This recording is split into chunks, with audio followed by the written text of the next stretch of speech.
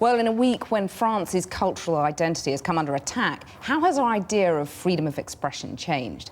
With me here is the writer and cartoonist Martin Rowson and Will Self, who teaches contemporary thought at Brunel University.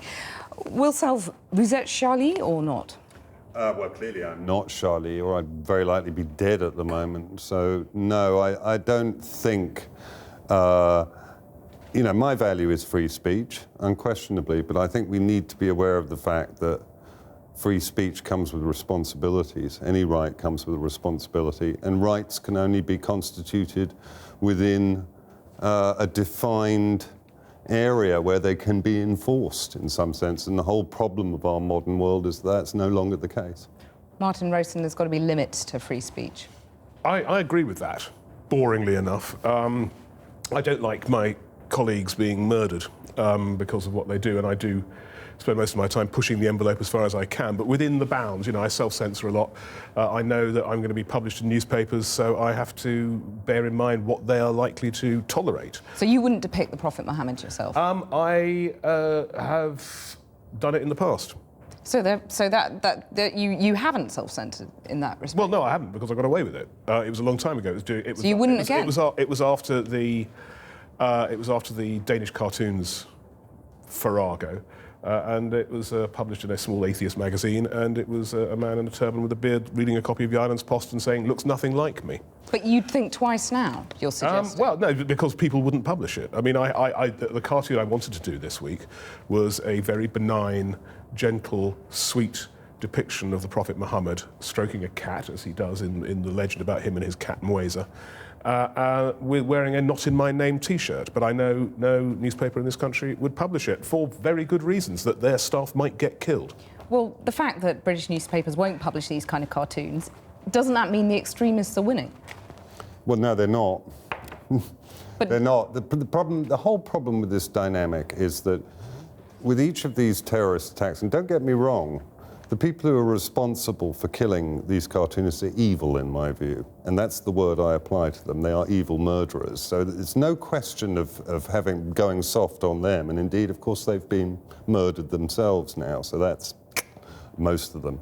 No, I think the point about this is that the whole notion seems to be that freedom of speech is some kind of absolute right.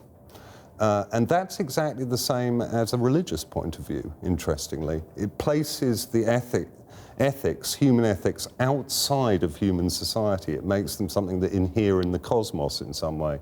And that's not the case. All rights have to be counted with responsibilities. Well, except aren't you allowing the Islamic belief in the Prophet Muhammad, not depicting the Prophet Muhammad, aren't you allowing that to trump other people's beliefs? You always have to ask, with something that purports to be satire, who's it attacking?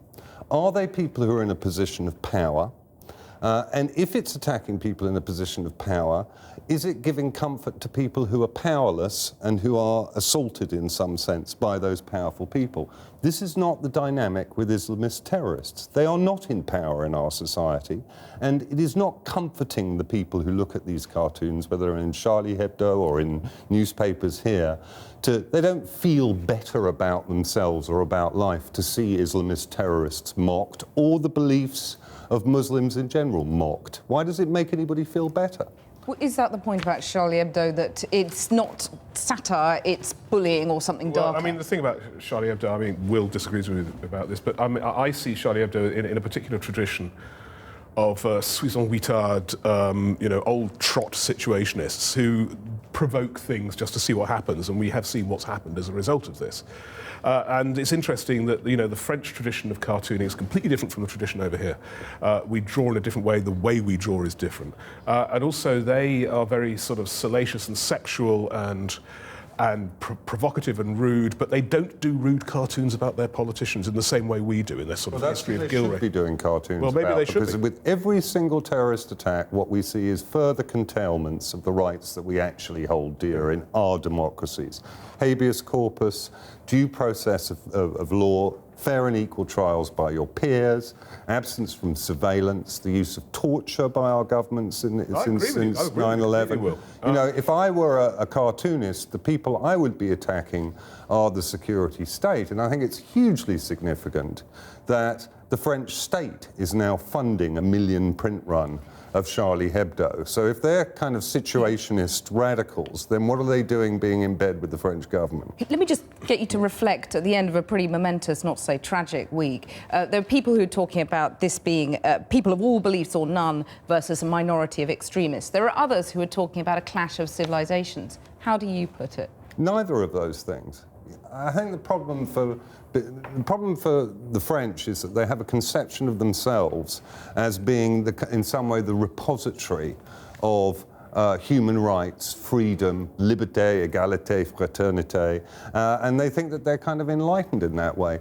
In fact, they're a state like any other, and they've been responsible for some incredibly barbaric and uncivilized things. So this rhetoric that we hear in the wake of incidents like this, pitting civilization against barbarism, is frankly nonsense. It's simply not true. There's also the ironies. You must never forget the ironies.